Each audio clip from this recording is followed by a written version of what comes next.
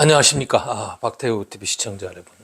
오늘 벌써 금요일 오후 3시 5분을 향해 가고 있습니다. 오늘은 그 전 나토 연합군 사령관을 지낸 웨슬리 클라크 대장이 대서양위원회 어틀랜틱 카운슬에 쓴 메모 분석 자료를 여러분께 소개하는 시간을 갖도록 하겠습니다. 이분은 미국이 지금 쇠퇴하고 있고 새로운 세계 경영 전략을 수립하지 않으면은 앞으로 많은 어려움이 있다. 빨리 좀 전략을 수정해야 되겠다. 그러면서 지금 메모 투 더 프레지던트 형식을 길어서 제목은 The United States needs a new strategic approach fit for a new geopolitical era 이런 제목으로 이렇게 했습니다. 이 페이퍼의 성격상 영어로 오늘 평론을 좀 진행하면서 해외 동포들과 교감하는 시간을 갖도록 하겠습니다. Ladies and gentlemen, today I'm going to talk on several hard truths on the United States. As Russia and China are challenging the hegemony of the United States international order established during the Cold War era, the United States faces a new hard truth to be modified to solve all the challenges. As we all understand, the United States is facing an emerging, increasingly more closely aligned group of authoritarian powers, deeply opposed to the US-led, rules-based international order. As I told you, Russia, aligned with China and now alongside Iran and supported by North Korea, is at the center of an effort to shatter American preeminence and redistribute global power and divide up the world into spheres of influence. Especially 2 years ago, Russia's invasion of Ukraine and China's quest to take Taiwan are just two efforts among many by these actors that are aimed at reducing US influence and mitigating the laws and rules and restrictions of the current international system. So Russia's full-scale invasion of Ukraine is proving many changes in a new international system, and Russia could move against Moldova, Georgia, and Kazakhstan, Poland, or the Baltic state if Russia succeed to a certain degree these kind of invasion strategies now. And the use of force to seize Taiwan by Communist China could be another very important, axis, that the United States should, deter in the future. So even today, as we all understand, Israel again attacked Iran, and some tensions risen in the Middle East is going on, and always on the Korean Peninsula, North Korea is creating tensions by firing a lot of missiles, ballistic missiles, and all the louder voices, made by Kim Jong-un dictatorship on the Korean Peninsula. And North Korea recently stated that it no longer seeks unification with the South Korean regime, and instead considers Republic Korea a primarily foe and invariable principal enemy.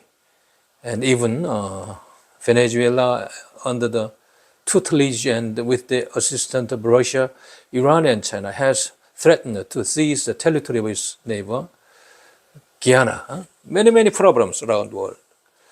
Still, not only South Korea faces nuclear issues, but on the world stage, nuclear weapons matter again. Putin and his associates have repeatedly and successfully threatened the use of nuclear weapons to forestall critically needed US and Western assistance to Ukraine. And these kind of fears are spreading there. And Russia and China are both enlarging and modernizing their nuclear weapons arsenals, including strategic nuclear weapons that can strike the United States. This is the question, I think. And Russia has produced a new generation of more stable tactical nuclear weapons and the means to deliver them.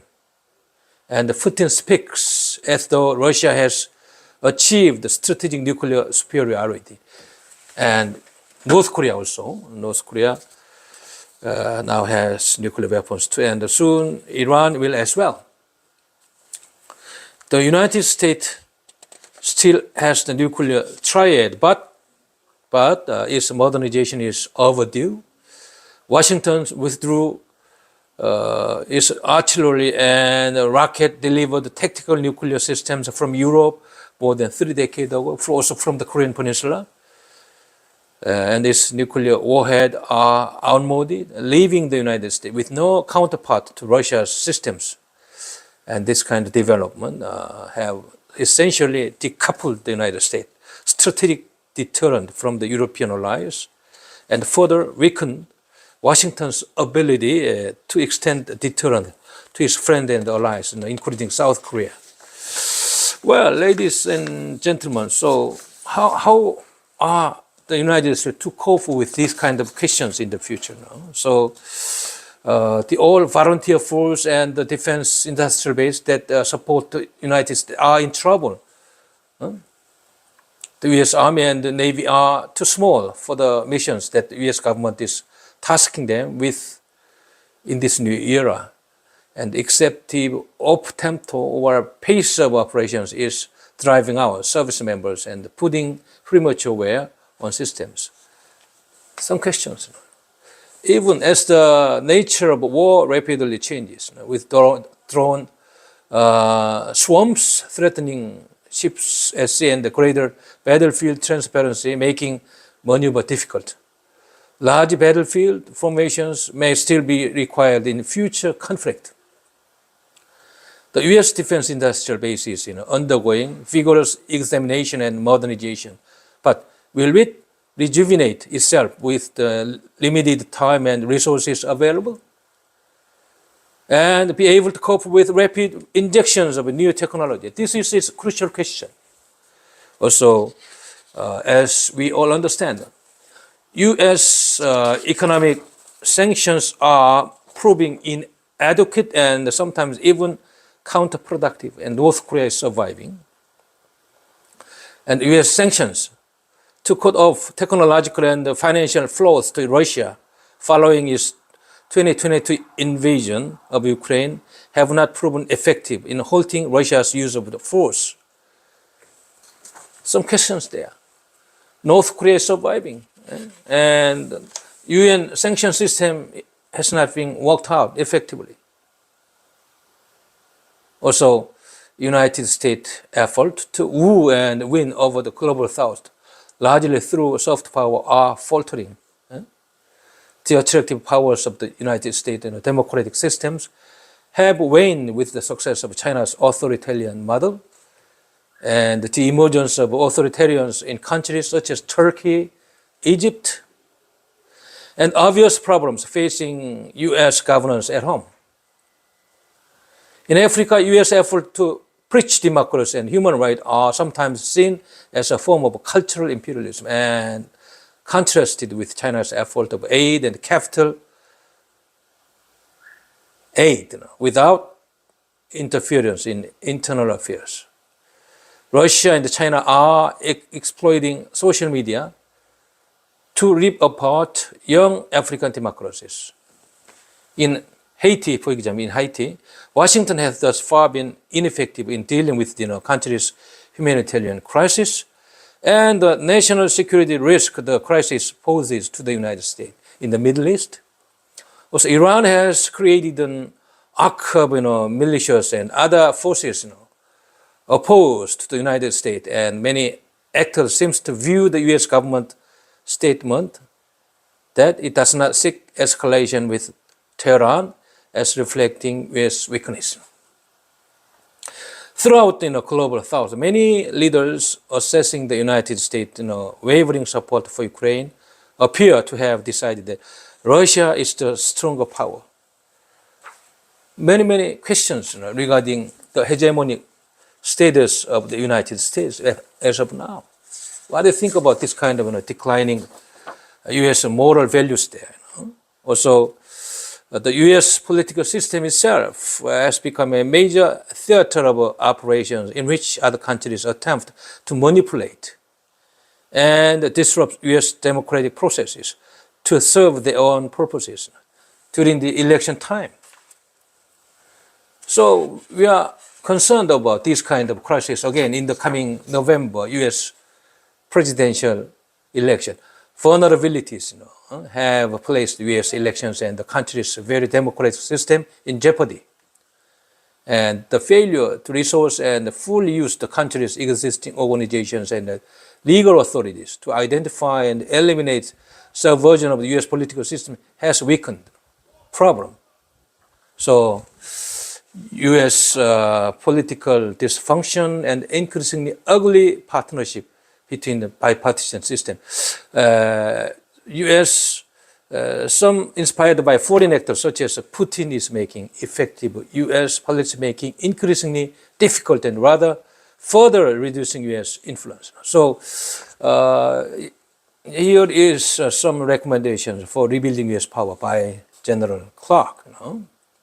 So he suggests that the United States must reinforce its soft power by strengthening the hard power foundations of U.S. leadership. The U.S. economic recovery from the COVID-19 pandemic have been surprisingly robust and can be leveraged to fortify these foundations along the following lines of effort. Also, United States should ensuring the sanctity of the U.S. political system as the country's highest value, which means eliminating malign foreign influence on U.S. elections and policy making. The U.S. government should strengthen its basic counterintelligence functions and protect its security services from the political machinations of recent years and reinforce the professional civil services. Domestic problems. If the United States democracy is functioning properly, many doubts and questions there. Also, General Clark suggests that the U.S. should strengthen the U.S. nuclear deterrent and all ancillary systems that give it credibility. During the Cold War, the USA coupled with strategic nuclear deterrent to European deterrence by deploying tactical nuclear weapons to Europe, subsequently withdrawing these land-based weapons from the region after the collapse of the Soviet Union. U.S. leaders now must re-examine the need for such tactical and theater systems as well as the modernization of the warhead that they could deliver. Also, South Korea need another deployment of tactical nuclear weapons as of now to meet nuclear reciprocity made by North Korean dangerous nuclear brinkmanship. Otherwise, South Korea's security dilemma will never to be solved. This is a crucial question as of now. And the United States also is required to commit to support Ukraine as necessary to eject Russian forces from its territory. Russia's aggression in Ukraine has become the litmus test for the rules-based international order. Defeating that aggression, not just halting the fighting in Ukraine, is therefore essential to maintaining the rule of international law and preventing wider conflict. This is very important, I think. U.S. should be the leader in world politics. So Washington should encourage allies and partners purchasing U.S. weapons such as ATACMS and Patriot system to defer acceptance and instead donate their system to Ukraine as necessary to defeat Russian aggression there. Also, the United States should bolster deterrence of China. To this end, the U.S. government should focus Navy shipbuilding on deterring China and practice troop, naval and air surges to reinforce Taiwan and enhance U.S. strategic nuclear defense capabilities. It should also sustain the Quad and the alliances in Northeast Asia and seek opportunities such as oil exploration in the South China Sea to push back economically on Chinese expansionism and maintain the economic policies of robust infrastructure investment at home, reshoring and withholding key technologies from China. This is where South Korea's future strategic international competition meet. So I think we should cooperate more closely with the United States to guarantee our future national interest in sea lane and also Navy security matters there. So the U.S. government should actively support groups promoting peaceful change in Iran, and also it should privately warn Iran that unless excessive resistance is dismantled and Iran's terrorist and nuclear threat cease, the U.S. and its allies will use all necessary means to effect change in Iran. These issues are relevant to North Korean nuclear issues and Taiwan Strait issues, because Russia, China, Iran, North Korea are probably in the same group to challenge the hegemony of the United States. Many questions nowadays. So, Atlantic Council analysis paper made by General Wesley Clark again suggests that the U.S. should enhance deterrence against the nuclear-armed North Korea. The United States should increase its troop presence in and ship visit to South Korea as well as U.S. ROC military exercises, while also deepening military-industrial cooperation between the two countries. Also, it should forward station U.S. nuclear weapon systems and reinforce by policy and public announcement the extended deterrence provided to allies in the region by U.S. strategic nuclear systems.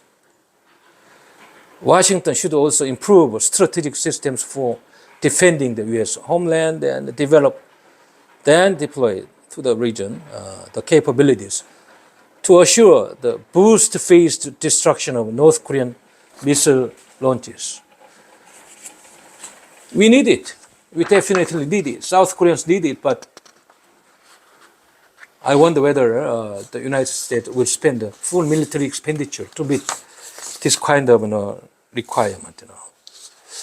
Also, the United States should reinvigorate the United States in all volunteer force and defense industrial base. Otherwise, the challenges will never be eliminated by the current U.S. Strategic strength and all the military powers. So the U.S. government must encourage greater support among the American people for public services and service in the U.S. military by chartering a presidential commission to revitalize the force and simultaneously strengthening the selective service system in the event a military draft is necessary in the future. I think this is very important for the strengthening U.S. military strength in the future. Also, the United States should maintain the fragile U.S. lead in cyber and space warfare. The United States should preserve its advantage in the technologies that support these new domains, such as artificial intelligence and quantum computing, and bolster its defense against non-kinetic threat emanating from these domains. Very necessary. Also, U.S. should augment U.S. financial power in addition to taking the measures enumerated above the more effectively deter China, and the U.S. government should build on the nascent effort of the U.S. International Development Finance Corporation to invest in developing economies and outcompete China in this regard. Very important. Taking the measures enumerated above to more effectively deter China. This is very important. So, in conclusion, General Wesley Clark saying that can a democratic society such as the United States, subject to the frequent political churn that comes with regular elections, including another now underway in earnest, can develop the long-term strategy and address the high risks and assume the burdens of leadership that this new geopolitical era requires? Crucial question here. And he's saying that the security of the United States and the rules-based international system depends on the answers. And hard truth demand hard choices. The United States can't afford to shrink from them, which means that these challenges are to be met as of now.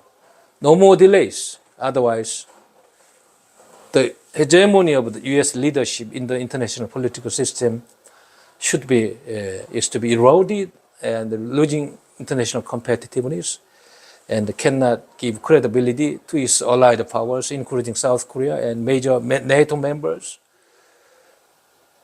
of a Quad and members of AUKUS, pursuing Indo-Pacific strategies in its new global dimensional strategic competition, I think. So this paper analyzed and well pointed out the problems and the measures U.S. faces and U.S. should do as of now. I think South Korea understand these kind of problems, and also we have to prepare what we have to do as of now. Reading this kind of international trend and still strongly committed to U.S. allied politics, we need to develop our own international strategies by ourselves. Otherwise, more rooms for insecurities on the Korean Peninsula, and the people will feel more unstable in their livings and economic further development, as we are defending on export and import more than 80% of our GDP. So we have to be very, very careful, and we have to be in a very tension-ridden way of thinking, so that we cannot miss a new trends and new chances that we have to catch in the future. Thank you so much.